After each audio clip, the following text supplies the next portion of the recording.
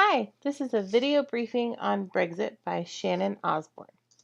So to start with, I want to kind of lead us into what is Brexit. So many of you kind of have heard about it in the news, and it's basically Britain plus an exit equals Brexit. It's UK's exit from the EU or European Union. It was voted by UK citizens and passed in June of 2016.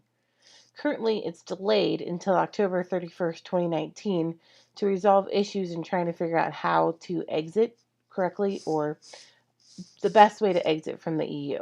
And this presentation is going to talk about all of that and all the shareholders that are involved.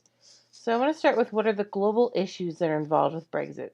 First is that exit and import on goods between the EU and the UK are great. So what will that look like post the UK being part of the EU? The UK is a very powerful nation within the EU, so losing UK as part of the EU would definitely be hard for the EU. World markets instability basically is trying to say that world markets don't like when things are not stable. So when things change or anything changes, world markets go down. And people don't like when markets go down because that's not good for the economy. The other thing is no country has ever left the EU. Although Greenland, a territory of Denmark, has left, but it's an island. It's not a country in and of itself. It's a part of Denmark, which is the country, and that's still a part of the EU. So since nobody's ever done this before country-wise, we don't really necessarily know what it looks like. The other thing that's an issue is Ireland. It's split between Northern Ireland and Southern Ireland, which is part of the EU and then part of the UK split, and what that will look like in Ireland. So how will Brexit happen? Let's start with the shareholders. There's a left-leaning political group called the Labour Party. There's a right-leaning political group called the Tory Party, or United Kingdom Independence Party, UKIP for short.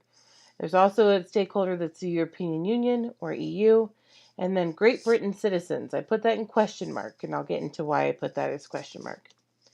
So first is the Labour Party. Labour Party outlines what they want to do when it comes to Brexit. First is best Brexit deal for jobs and living standards. They really focus on living standards and want to emphasize that. They want a transition period, remain in customs union with the EU and a single market, thus abide by EU rules during that transition period. They want to maintain a close relationship with EU in the future. They also want no hard borders on when it comes to Ireland from the separation of the two. They don't want that border having to have tense security there. And they also want fair immigration laws or rules. Next shareholder is the Tory Party. They want a hard exit on a specific date. They want complete end to a freedom of movement, no more sending money to the EU. They also want no border in Ireland, and they want to expand trade deals around the world. They also want an independent foreign and defense policy. So the Conservatives, which is the Tory Party, want a little bit more of a hard exit, where the other party, let me go back a little bit, the Labour Party wants more of a soft exit, is the kind of thing to think about, a transition period versus the hard period of the Tory Party. Next is the European Union. That's another shareholder. In the European Union, the 27 other countries that are outside of the UK came together as soon as Brexit happened, and they had a statement, and I just took a snippet of the statement that says, "We regret this decision, but respect it." I like that because it really focuses on the EU, where they want to be there to support it, but they also want to make sure that it gets done appropriately. So first, they want a withdrawal agreement, thus have protection of rights of EU citizens that live in the UK. They want financial settlements of the UK funds. They also don't want any border in Ireland, and they want to have a transition period. In addition, they want to have a future and maintain a close relationship with the UK, which would even have UK participate in trade with the EU and security issues with the EU. Next is Great Britain citizens. So you would think that they would be the first shareholder, but I put them in it as a question mark because a lot of this has been very political, and there's argument as whether or not this has been really focused on the Britain citizens as opposed to just politicians in a room arguing back and forth. A lot of my research referred to this as a divorce, and I feel like that's kind of an accurate statement. I really like this graph. It talks about how many different Britons live abroad in the EU. 784,900. That's a lot of people to figure out what to do and how this transition will happen.